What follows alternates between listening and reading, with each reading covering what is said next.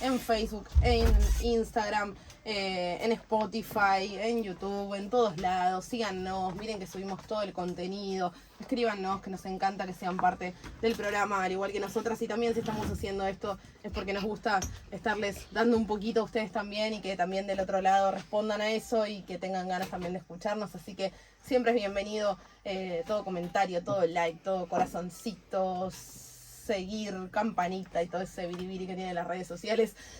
Siempre es bienvenido acá de este lado. Escuchamos Contrabando de Amor en la versión de los 2 minutos de cover, obviamente, y después Not For You de Pearl Jam, recién en lo que fue el bloque musical. Y ahora sí, ya estamos de vuelta mientras suena Divididos con Parmil. Esto es Justicia Social. Negrita, todo suyo. Muchísimas gracias por el pase. Bueno, ¿de qué vamos a hablar esta noche? ¿De qué vamos a hablar? Pregunta a la gente. Esta noche vamos a hablar del trabajo doméstico. ¿Por qué? Porque sigue siendo uno de los tantos espacios de desigualdad. Es algo así, y nunca mejor dicho, como la economía invisible. Y frente a esta necesidad de poner en valor la enorme cantidad de tareas y de trabajos esenciales para la supervivencia humana, es que en 1983 se estableció el 22 de julio, si no digo mal, fue el día de ayer. Sí, fue el día de ayer, como el Día Internacional del Trabajo Doméstico. Entonces, vamos a hablar un poquito de qué dicen los feminismos al respecto, qué dicen las estadísticas y los datos duros sobre la temática, de qué hablamos cuando hablamos de trabajo doméstico, tareas no remuneradas y tareas de cuidado. Y sobre todo, ¿qué es lo que pasa en Argentina con ciertos aspectos de este espacio o esta temática que todavía están atrasados, ¿sí? Así que de todo esto es lo que vamos a hablar hoy en Justicia Social. Vamos a arrancar por qué es el trabajo doméstico. ¿Saben qué es?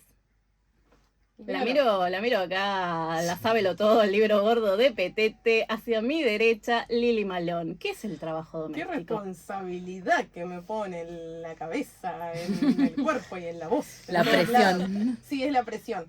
Justamente lo que te quería decir es que no quería tirar fruta, así que no sé si quiero contestar. O sea, que creo que sé lo mismo que sabemos casi todos, que son, digamos, las personas que hacen las tareas en domicilios ajenos, obviamente, ya sea de cuidados, de limpieza, de trabajo, en lo que es el laburo doméstico, vale la redundancia, en una casa ajena. Eso es lo que yo comprendo como trabajo doméstico.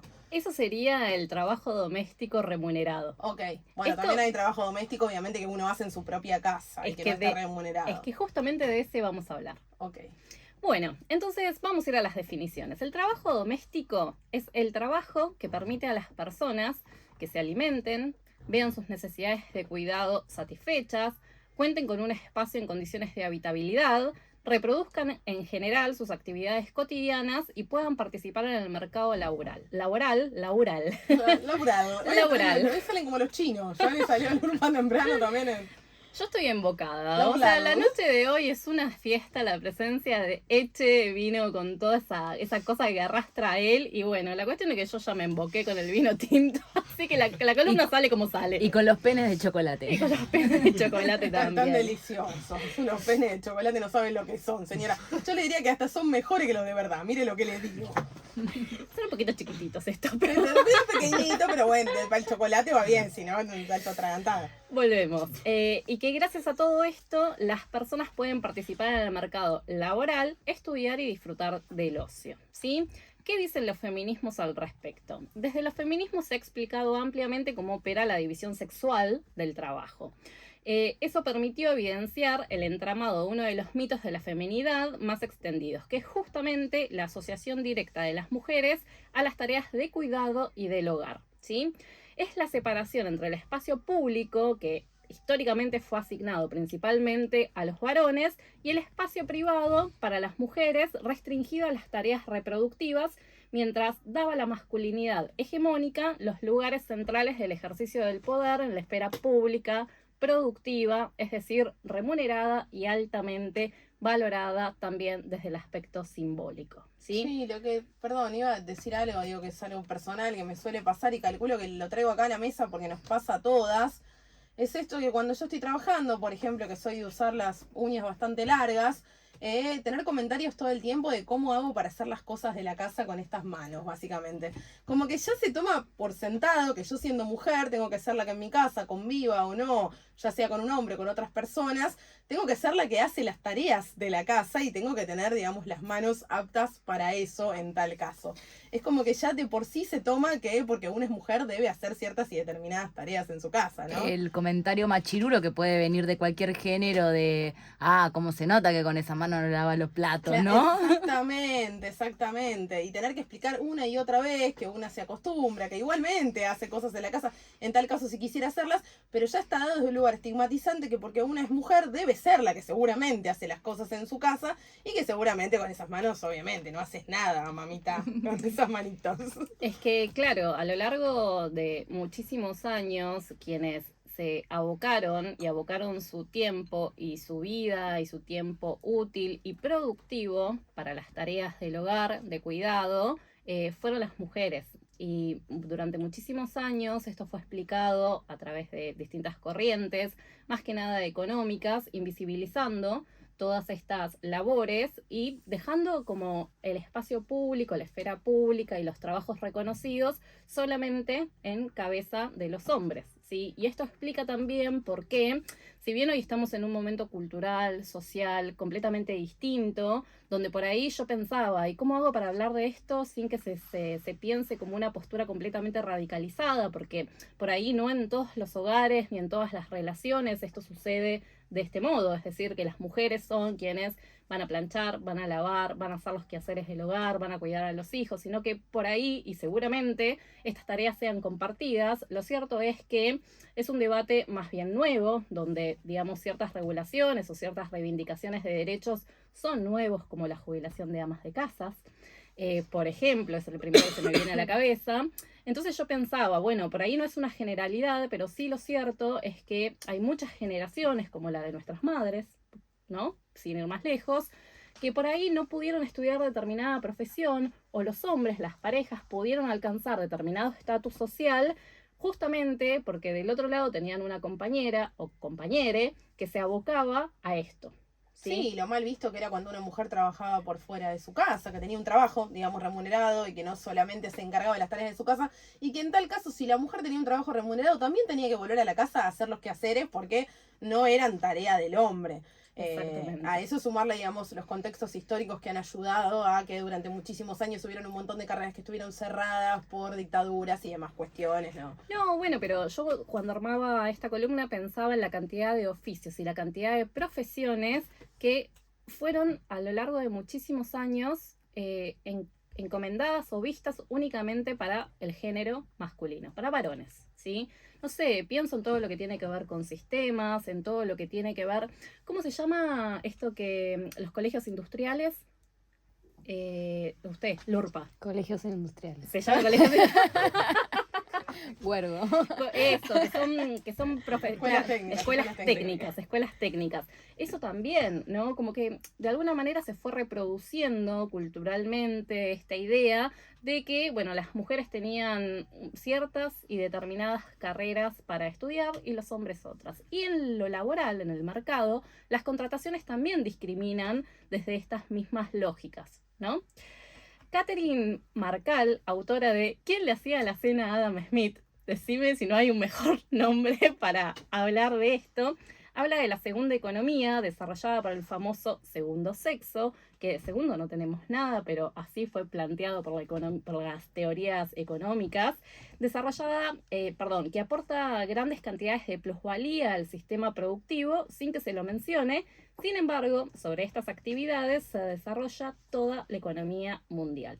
Por su parte, Almudena Hermando, en su libro La fantasía de la individualidad, explica cómo se ha construido la autonomía de los varones sobre los roles desempeñados por sus madres, por sus esposas, novias e hijas. Porque esta lógica, de alguna manera, se reproduce en la primera institución, en la familia.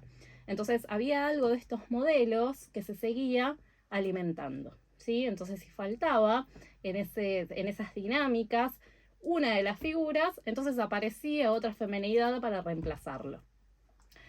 Y Hace un rato en Bambalinas yo les estaba contando que tenía una corriente del feminismo que a mí me llamó poderosamente la atención porque habla de una metáfora, que la metáfora es el hombre champiñón. Y les dije que no se los iba a contar para que se sorprendieran a vivo. Y básicamente es la española Amaya Pérez Orozco que introduce este concepto. ¿Y por qué le dice hombre champiñón? Porque como los hongos, germinan de la noche a la mañana sin seguridad de su procedencia. Entonces aparece en el trabajo de jornada full time con la camisa lavada, planchada, bien alimentado y listo para tener un día reproductivo. ¿Cómo? No se sabe, pero en realidad es esto que se invisibilizó, es esta economía que todavía no está reconocida y es porque detrás había, ¿no?, una mujer planchándole la camisa, alimentándolo, etcétera, etcétera, etcétera, para que al día siguiente él pudiera salir a reproducir este sistema económico en su faceta productiva. Me pareció muy interesante, ¿no? Porque parece completamente autosuficiente, por eso lo de hombre champiñón. Sin embargo, su sola presencia no se sostiene por sí misma, justamente por esto que les decía, ¿no? ¿Quién cuida a los hijos? ¿Quién lava la ropa? ¿Quién hace las compras de la semana? Hasta acá las corrientes feministas. Ahora, datos que arrojan las estadísticas, porque más allá de debatir sobre ideas, pensamientos u opiniones, que también son bienvenidas, hay datos que son duros y frente a esto que es objetivo, digamos, nadie se puede atajar. Y si se atajan es porque evidentemente algo subjetivo que molesta estás tocando. La encuesta nacional de uso del tiempo arrojó como resultado que las mujeres trabajamos más que los varones y no solo es algo que se vocifera justamente, ¿no?, desde estas corrientes. El mercado laboral pago sigue siendo ocupado mayoritariamente por varones, ni hablar de los cargos directivos, de los cargos gerenciales, de los grandes cargos políticos en la esfera pública. El 91,6% de las mujeres dedica horas del día a tareas domésticas y de cuidado contra el 73,9% de los varones. Entre otras razones, este es un motivo por el cual las mujeres ocupamos menos horas de trabajo remunerado, ¿sí? Fuera de nuestras casas, porque ocupamos más horas de trabajo no remunerado justamente hacia adentro y en nuestros hogares. En Argentina, la Dirección de Economía, Igualdad y Género presentó en el año 2020 un informe donde se detalla que las mujeres aportamos diariamente, y estos datos son escalofriantes, 96 millones de horas a criar, planchar, cocinar, limpiar, cuidar, sin recibir nada a cambio. Además, argumenta que si todo ello se pudiera monetizar, representaría un total de casi 3 millones de pesos al año, ¿sí? Y para tener dimensión de lo que esa cifra significa, este informe precisa que la industria aporta 3 millones al PBI y al sector de comercio. Es decir, que las mujeres aportan 3 veces más al PBI en el sector con mayor relevancia y más invisibilizado de toda la economía nacional. O sea, los datos son escalofriantes. Y además de todo esto, digamos, hay como más sal y más pimienta y más condimentos para tirarle al asunto, porque digamos, hasta acá estamos hablando por ahí de sectores sociales más bien medios, ¿sí? Pero ¿qué pasa en los barrios populares? En los barrios populares se doblega la apuesta, ¿no? Porque las tareas de cuidado exceden lo que es estrictamente familiar y se vuelven comunitarias, ¿sí? Porque las mujeres organizan además ollas populares, el acompañamiento a personas en situación de violencia de género, apoyo pedagógico para los pibes. Son las mujeres las que organizan y promueven la salud de personas adultas mayores. Entonces, vale la pena mencionarlo. ¿Qué pasa también con las licencias por paternidad en Argentina? Y esto a mí me parece muy curioso, porque cuando se empezó a hablar del tema, varones, al menos voy a hablar del mundo privado, se ponían contentos con el tema de la licencia por paternidad como si fuese una conquista de ellos. Pero no, Raúles, o sea, ese tiempo no es para que usted vaya a dormir la siesta, sino que justamente está pensado desde la lógica de esta ley para que esa licencia también se habite desde el lugar co-compartido de las tareas y la corresponsabilidad de todo lo que implica una maternidad y una paternidad en los primeros días o meses de vida de ese niño. Y años, porque en realidad las niñas son terriblemente demandantes los primeros años de vida y ya es una cuestión, digamos, natural y orgánica. La mujer está supeditada a un montón de cuestiones porque somos nosotros la que damos la lactancia, somos nosotros la que no digamos, el pibe se levanta, la criatura se despierta cada 3 horas a morfar y tenemos que darle de morfar nosotras, somos las que no podemos tomar alcohol, no podemos fumar, no podemos hacer un montón de cosas, pues le tenemos que dar de comer a la criatura, o sea, ya eso es una cuestión física y orgánica que ya nos tiene desde otro lugar, ni hablar todo lo que es social. Y también los 9 meses de gestación del bebé, digo, ahí también hay un montón de cuidados y un montón de impedimentos, o sea, es Y durante eterno. años, digamos, la preocupación fue que durante meses nosotros no teníamos deseo sexual o no podíamos garchar, pues es tremendo.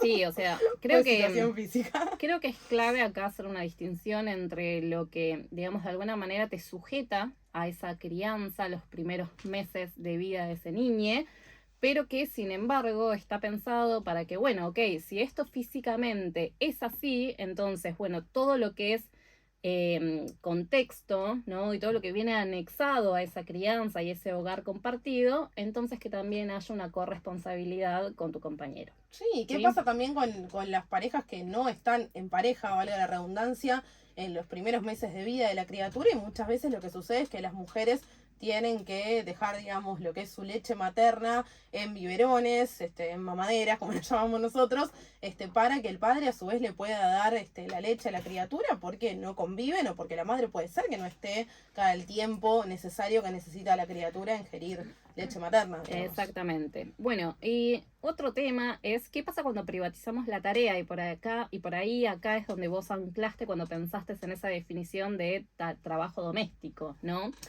Bueno, cuando privatizamos esa tarea, cuando hay un común acuerdo de decir, bueno, la terciarizamos, por decirlo de algún modo, vuelven a recaer sobre otras mujeres, ¿sí? No vamos a ver nunca esa figura, porque yo pensaba, ¿no? Como que en las películas aparecen las sirvientas, por decirlo de algún modo, y el mayordomo. Y el mayordomo aparece como un gentleman. Sí.